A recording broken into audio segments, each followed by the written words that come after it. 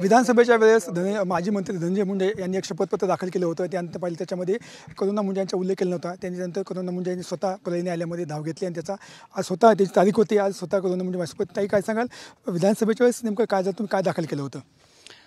शपथपत्रामध्ये जसे धनंजय मुंडेंनी खोटी माहिती दिलेली आहे आणि जे निर्वाचन अधिकारी होते त्यांनी पण त्यांना सपोर्ट केलेला आहे.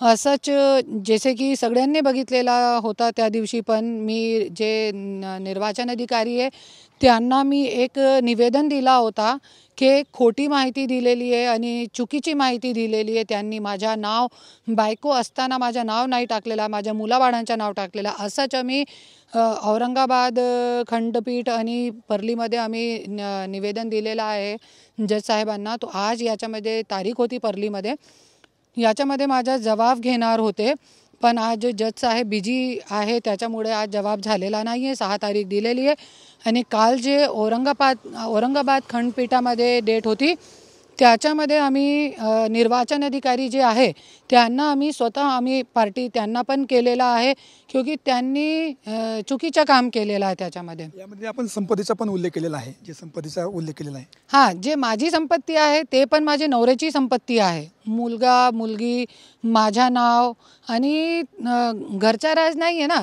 2014 2019 मध्ये नाव दिला नाही आणि 24 मध्ये तुम्ही आईच्या मुलाबाळांचं नाव देता, आईचं नाव देत नाही आणि याच्यामध्ये निर्वाचन अधिकारी पण त्यांना सपोर्ट करताय.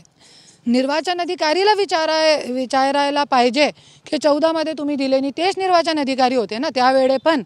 तो त्यांचं काम आहे हे विचारणं की तुम्ही 14 मध्ये नाही दिला इलेक्शनमध्ये, 19 मध्ये तुम्ही इलेक्शनमध्ये नाव नाही दिला, तो आत्ता कसं दिला आणि हे मुलगा मुलगी कुठून आले, त्यांची आई कुठे आहे, हे सगळी गोष्टी मी निवेदन दिला होता. तरी पण त्यांनी दखल न घेता धनंजय मुंडेचा पर्चा वैध केला आणि माझा अवैध केला. सगळ्यांनी बघितलेला ते आपण स्वतः इथं तारीख म्हणजे स्वतः हजर झालेला. हां, क्योंकि माझा आज जबाब होणार होता पण आज जज साहेब बिझी असल्यामुळे तो आज त्यांनी आम्हाला 6 तारीख दिलेली आहे. त्यांचा याचा जॉब होणार होता. मग आता तसे म्हणजे जिल्हाधिकारी जॉब नसल्यामुळे जॉब घेतला नाही. आता ज्यांना 6 तारीख देण्यात आलेली आहे. कॅमेरापर्सन विनोद स्वामी, संभाजी मुंडे, TVNI परळी बीड.